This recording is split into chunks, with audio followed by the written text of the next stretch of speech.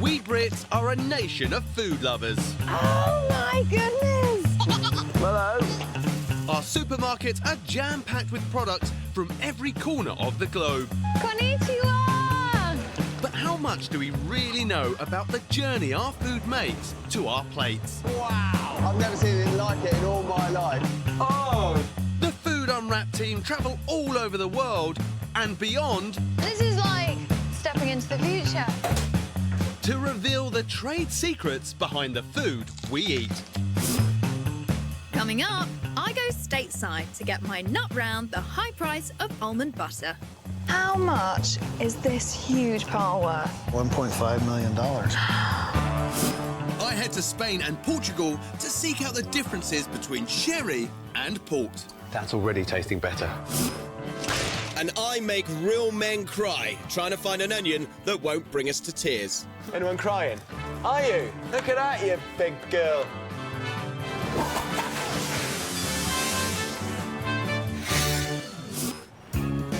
First, almond butter. I love the stuff, but at around £4 for a small jar, I don't love the price. Would you like a try? My favourite spread is considerably more expensive than cashew nut butter, even though almonds tend to be cheaper than cashews. Good. It just doesn't add up to me. How come, if these nuts are cheaper than those nuts, why is this almond butter more expensive than the cashew nut butter? Is it something to do with the process? I don't know. No idea, it doesn't make any sense. Are we shelling out too much? To get to the bottom of the baffling price of almonds, I'm heading to California, as that's where 80% of the world's almonds are grown. As soon as I arrive, I can see the Golden State is looking decidedly brown, thanks to the worst drought in 500 years. I'm standing on a dry reservoir bed. Apparently, this lake has got only about 40% of the water that it usually has in it. And that water should kind of usually come right up to about there, over my head. There's no denying that all of this has got to have some impact on the farmers in this area. As I continue my journey across northern California to the almond ranch, I pass whole fields of dead nut trees. But as I get closer to my destination, the drought just seems to disappear. There are an awful lot of almonds around here. So many almonds. I'm meeting almond grower David Phippen. Farming has been in his family for 3 generations. Hi! How you David? doing? Glad to meet you. On first look, it seems his trees aren't affected by the drought. So how hard is it for you as an almond farmer when the state has been in drought? So where we're standing is probably one of the most water-rich areas in the state. But there are some orchards in California that have died because there wasn't adequate water for them. Really? The whole orchard? Yep. Wiped out? They just wiped it out. But David is lucky. Unlike some Californian farmers, he's able to pump water straight out of the ground. You've got so many almond trees. And access to groundwater is the key to his success, as every single kilo of almonds needs a staggering 5,000 kilos of water. So, Kate, this is the machine that shakes the nuts off the tree. It's raining almonds. You can kind of feel the ground shake a little bit when he goes. I may be in almond heaven, but I'm here to get to the bottom of the perplexing price of nuts. I want to know why your almonds are so expensive. Almonds are a deciduous fruit tree, so they need to be chilled in the wintertime. And because we haven't had a lot of snow and rainy weather, unfortunately, just due to the forces of nature, we're producing less of a crop, not more. So the climate is affecting almond yields, and when there's a limited amount of nuts and lots of buyers, prices rocket. Is that an almond mountain? Yeah. Across the globe, we're eating 10 times more Californian almonds than we were a decade ago. And David has a pretty sizable nut store ready for market. Look at this.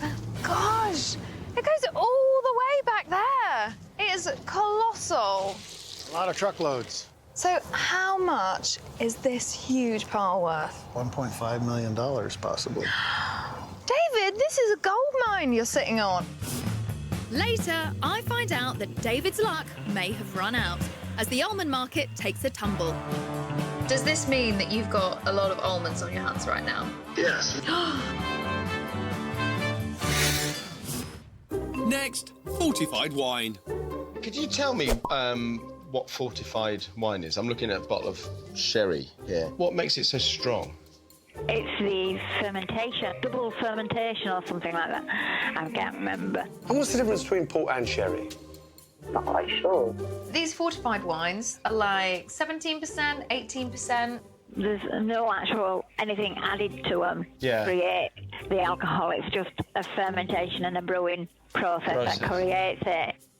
No actual anything added to create the alcohol. That's odd. A quick look online suggests sherry and port are made by adding brandy to wine. Can it really be as simple as that? Matt's down the local, seeing if he can create his own fortified wine. Starting with port. Okay, so you got brandy. Brandy, right. So no luck with port. What about its Spanish rival, sherry? Now this is white wine. Let's put a dark spirit in there. Excuse me, gents. This is my version of sherry. Does that take you to Spain? No, not Do you feel quite. transported? That's disgusting. I mean, how many shades of disgusting do you want? I wouldn't give up the day job just yet, Matt. Clearly, there's more to fortified wine than meets the eye. To find out how the experts do it, I'm heading to the Spanish town of Jerez, the home of sherry. And as I've arrived at night, there's only one place to start my quest. And happily, it's sherry o'clock. Seems to be so many. Can I have one of each, all of them? Okay, gracias. Back home, sherry's generally seen as a sweet drink your granny brings out every Christmas time. But that doesn't seem to be the case over here. Cheers. This bar serves up no fewer than 7 distinctive types of sherry, from the ultra-dry Fino Yeah, that's great, isn't it? to the darker, super-sweet Pedro Jimenez. It tastes like raisins. Wow. Cheers, everyone. Here's to your health. But I still don't know how they mix brandy and wine to make it taste so good. So the next morning, I'm off to the place that produces Spain's favourite sherry. My grandmother told me a glass a day keep the doctor away. Oh, that's true. 2 glasses keep the doctor the same distance, but you're happier. Wise words from my driver, but I'm here to meet the master of wine, Antonio Flores. Ah, Jimmy. Nice to see you, Antonio. ¿Qué tal? The wine he first shows me has not yet become sherry. So this is the young wine before it's been fortified. Exactamente, tiene 12 grados de fermentación natural. Only 12%. So how do they make it stronger? I've looked on the internet, and to make sherry, it says that you add brandy. So you just put brandy in? No brandy. Mitad alcohol vínico y mitad cherry baby. So, step 1 of fortification. Antonio adds very pure, high-proof grape spirit, brandy to you and I, to an equal amount of young sherry. Porque no queremos que el alcohol puro someta a la levadura a estrés. So you can't pour the alcohol straight in because the pure alcohol will stress the natural yeast in here, so you have to water it down. The young sherry tempers the effect of the highly alcoholic brandy. Ready for step 2, where this 50-50 blend is added to the wine in very precise amounts. So how much of this do you put in here to fortify it? Right. Está very, very small. Okay. So this is fortified. Exacto. That's already tasting better. Later, I'm in Portugal, uncovering the unique process that makes port distinct from sherry. Yeah, that cleans the palate.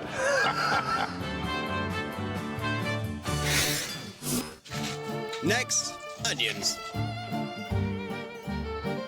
It's not cold, it's all these onions. Have you got any onions that won't make me cry?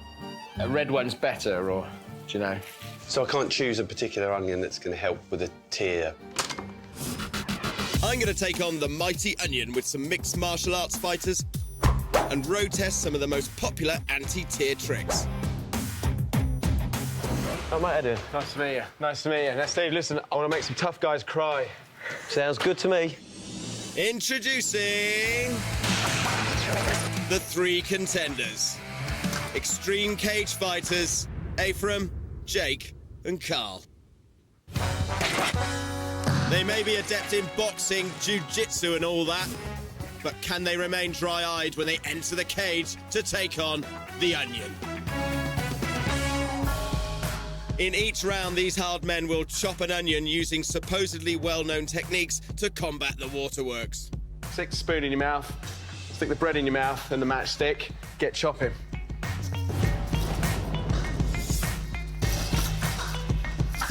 Anyone crying? Are you? Let's have a look. Look at that, you big girl. Total knockout by the onion. Round 2, it's the old wives' tales. Suck a lemon, submerge the onion, and light a candle. OK, how was that, Jake? Terrible. Yeah? It was very uncomfortable. None of them have worked. Time to deploy the big guns. Presumably, you're all right, apart from steaming up. Great. What about you? That was great. Easy. Really? No problem at all. OK, so the glasses thing work. Jake? Fantastic idea. So apart from when they're either in the machine or you've got goggles on, onions make you cry. Fact? Fact. Coming up, I find out exactly why onions turn on the tears. Okay. And could this farmer have the ultimate solution? So these won't make me cry? No, guaranteed. Guaranteed. Back to onions. No matter how tough you are, we all end up in tears. Look at that, you big girl. So why do onions turn on the waterworks? I've come to meet farmer and oracle of the onion, Alistair Findlay. Alistair. Hi. Matt, nice to meet you. Nice to meet you. Nice to meet you. Yeah. Now, these are your onions. Look at this. Yes, that's right. That's pretty impressive. Alistair grows over 4,000 tonnes a year, storing them in these temperature-controlled hangars so we can have British onions all year round. So why does an onion make you cry? It's a self-defense mechanism that the onion's got. It wants to prevent you from eating it, and by causing you to cry, you're not going to be quite so keen on it. So how do these pesky onions do it? Now, I was always told that if you cut through the root, that's the bit that makes you cry. It all makes you cry. Really? So that's rubbish. Every single cell is packed with sulfur compounds. OK. Cutting the onion breaks the cells, a chemical reaction is triggered, and sulfur dioxide is created. As you break cells, micro droplets are coming up, and because they're acidic, the eye responds by creating tears to try and wash the irritant away. Which is why the goggles worked in my earlier experiments.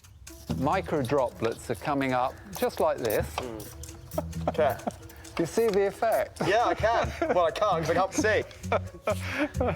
Alistair has devoted 2 decades of his life to the quest for a tear-free onion.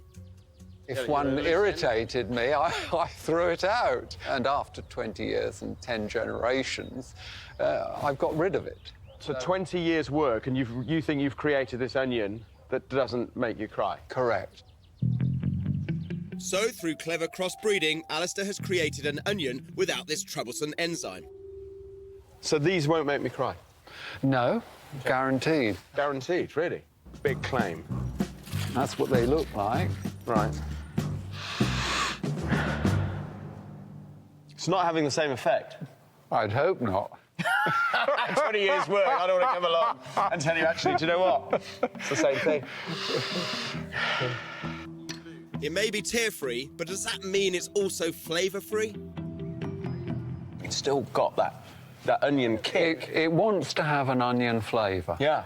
And it's not going to give you the problem with onion breath either, And because why is that? it's the same enzyme that causes both problems. Beautiful. like a meadow. Like an onion meadow.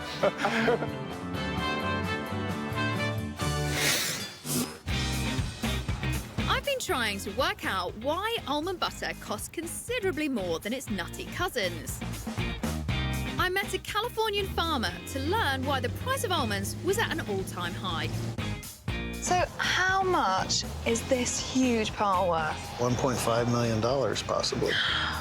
David, this is a gold mine you're sitting on. But a few months later, I'm back at FUHQ and there's some breaking news. The almond market has crashed. With prices down by around 40%, I'm calling Farmer David. Now, when I came to see you, the price of almonds was really high.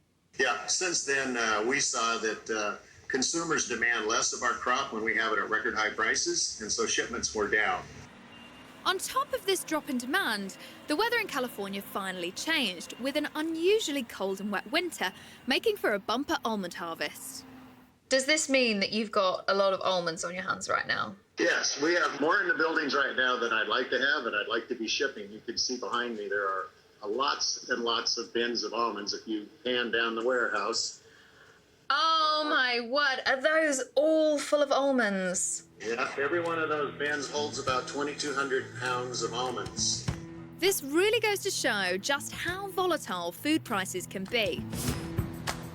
But I'm wondering if what's bad news for David's wallet could be better news for almond butter lovers. So I've headed to Cornwall to meet the owner of one of the UK's largest almond butter manufacturers, John Carley. Good morning. Hi, John. Nice to see you. Kate. Come on in, come on in. So we're going to butter some nuts? We are indeed, yeah. Brilliant. Yes. Aha, you made it. Well done. This factory makes various seed and nut butters, but it's almonds I'm most interested in. Very good. It's a good 10 kilos of nuts, I reckon. Making almond butter couldn't be simpler. Almonds are the one and only ingredient. They get milled. They're like breadcrumbs. Yeah. Until they turn into a butter that I can spread on my toast. Ooh. Now we're talking. Mmm. Oh, that's like marzipan butter. Yeah. I love that. It may be delicious, but as far as I'm concerned, still expensive despite the plummeting price of almonds. In California, Yeah. I spoke to my mate David over there. He's sat on a warehouse full of nuts and he's just having to sell them at, you know, rock bottom prices. So are we going to see that kind of trickle-down effect when it comes to buying a jar of nut butter from you? Inevitably, in the end, we will. We would bring our price down. But when that'll happen, I couldn't really say. So for us almond butter lovers, it remains to be seen exactly when prices will drop and by how much. Cashew nut butter is another of John's products, so if anyone can help me get to the bottom of the difference in price between almond and cashew butter, it's him. One thing I don't understand is the fact that when I buy almonds, they're usually cheaper than cashew nuts. However, almond butter is always more expensive than cashew nut butter. Why is that? People have often noticed that and asked me the same question. With cashew nuts, it's a nasty process shelling cashew nuts. They're aiming to get the whole nuts. When they fail to do so and these get broken, they're ideal for us because they're that much cheaper. That's the difference. That's the difference, yeah. So whole cashews are harder to come by, meaning we pay top dollar. But cashew butter can be made using the cheaper broken nuts. It seems nut economics do add up after all. Earlier, I learned they do add a special type of brandy to white wine to make sherry. So how much of this do you put in here to fortify it? It's a very, very small. Okay. That's it. But it's not just the local grapes and brandy that makes this drink unique. Antonio shows me the complex aging process sherry goes through. Estamos ante nuestro sistema de envejecimiento, el sistema de criadera y solera. The Solera system is a blending process used to age sherry, so that the finished product is a mixture of different ages. Es un sistema dinámico, donde el vino no permanece estático como el sistema de añada, sino que se va moviendo. So the bottom barrel, that's the oldest sherry. You take a quarter of that and you put it in here, and that goes to bottling. Exacto. That leaves a gap. Then you fill it with that one, and it goes on and on. Exacto. And then the fresh stuff goes at the top. Exacto. una pequeña parte de ese tío Pepe de hace 180 años. That is incredible. So that's why sherry doesn't have a year on its label, because every bottle is a mixture of many different vintages. And knowing some drops are centuries old, I better not waste any. I think that's my cue to leave. I now know the secrets of sherry, but what about its greatest rival? I hop into the Food Unwrapped mobile and drive to the Douro Valley in Portugal.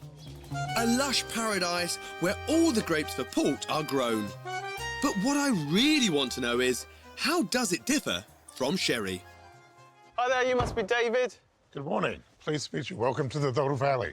I'm with head winemaker David Guimarães. Like sherry, port is made from wine, but unlike sherry, it's usually made with red grapes. So how do they boost the alcohol content here? The big difference is that halfway through the fermentation, when half of the sugar has been converted into alcohol, and that is when we add a neutral grape spirit. Stop it halfway Stop the through. fermentation. And that keeps the sweetness, does it? And that keeps the sweetness. And that's the key difference. Instead of waiting till the wine is completely fermented, as with sherry, the Portuguese add their brandy halfway through. So here we have a glass of the neutral grape spirit. This is at 77%. Yeah, that cleans the palate. Adding the high-proof brandy direct into the fermenting wine kills the yeast. This means not all the sugar's converted to alcohol, resulting in a sweeter taste. Yeah, that's great, isn't it? But David tells me there's another distinction between sherry and port. I need to visit one of the region's oldest port houses in the city of Porto to find out more. Hi, I'm Jimmy. Good afternoon, Jimmy. Welcome to Taylor's Port. Great, I can't wait to taste it. Managing Director Adrian Bridge leads me straight to the good stuff.